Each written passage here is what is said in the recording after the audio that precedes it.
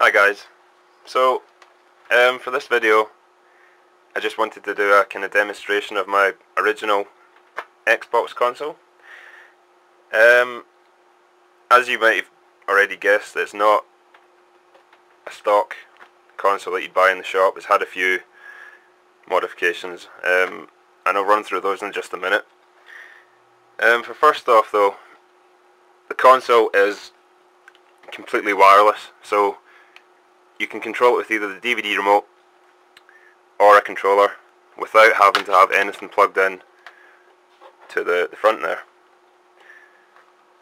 So basically to do that, what I've done is I've taken, usually with these you'd get like a wireless dongle, and that would get plugged into one of the control ports here or here.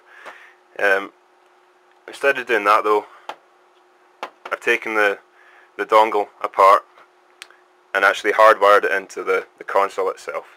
So it's basically just built in. So you can either use got a Logitech wireless controller here, and that just takes the batteries, or the official kind of Microsoft DVD remote. So I can turn the console on and off with this as well, but I'll cover that in a wee bit later in the video. So the console has a mod chip installed in it. It's got an Executor X3CE mod chip installed in it.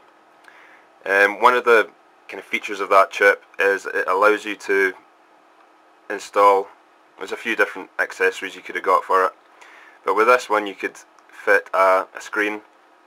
There's also an infrared sensor that you can fit as well. I'll get to that in a minute. But the screen here, basically to install this, you need to cut out a section of your faceplate here with a Dremel, and then you install it into the actual case of the console. From there you then plug the XL CD into the mod chip, and you can display different things on the screen. So right now it runs Xbox Media Center, this console. So right now it's on the screensaver, which is basically just a big clock. But if I wanted to, I use the remote here, you can display different things. Like right now it's got the date and the time running across the screen. It tells you how much free RAM you've got, and also the format and the resolution of the screen that you're displaying through. So apart from that, you can also navigate through the menu system. So you wouldn't actually, I suppose the benefit would be you don't actually need to have this console attached to a TV to use it. So if you just wanted to use it for music, like your shoutcast, your internet radio, just your media library, whatever, you can actually control it without having a TV. So you can browse the menu. So that's music. You can go into music. I could go down pictures. We can't look at pictures right now, but so that's one of the features of actually having the screen on this console. It's pretty handy. I really just got it because I thought it looked cool. I also like doing console mods, so I kind of enjoyed the whole process of using the Dremel and cutting out the screen and all that kind of stuff. But yeah, that's a pretty cool mod I've done to it. Along here, the other features I've added to this console is the remote I was talking about before. Because the dongle, obviously it's an infrared sensor, instead of having it on the front there, I actually cut a window out here and fitted a wee kind of screen. It's not a screen, it's like I suppose it's like a window, yeah. And behind that you've got the wee infrared sensor for the DVD remote. On top of that I've also got another feature of the mod chip I was talking about, is there's an add-on you could get that would allow you to switch the console on and off with the DVD remote.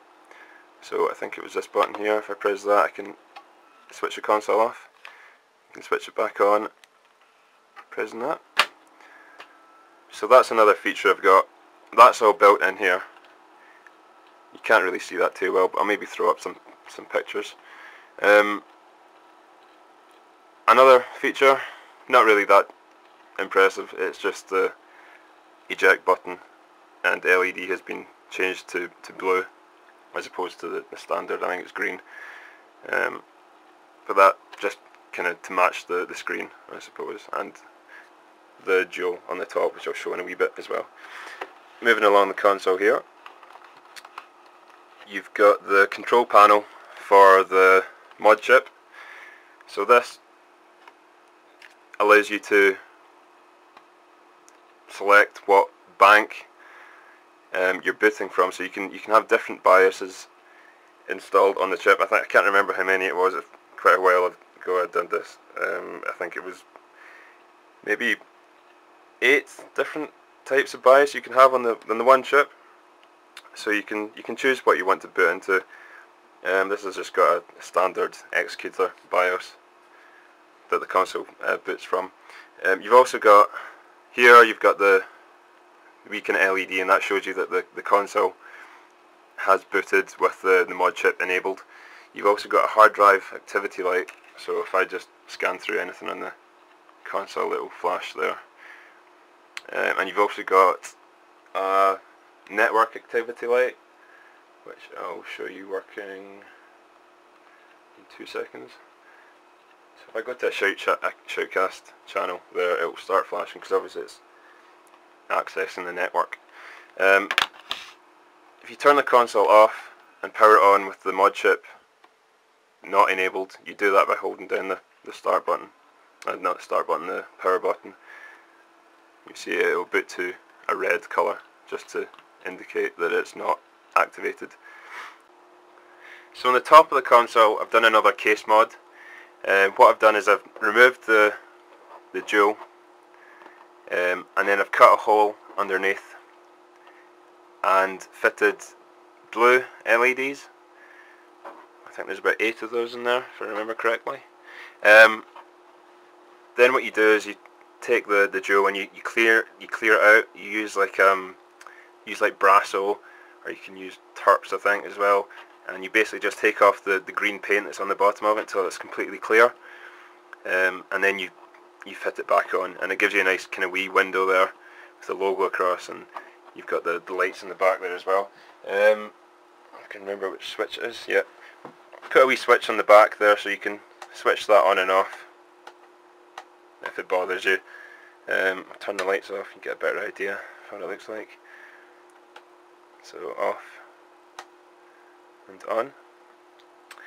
But that's a kind of standard modification you'd see on a Xbox like this. But no real purpose to it other than it looks good. So there you have it. That's my modified console here.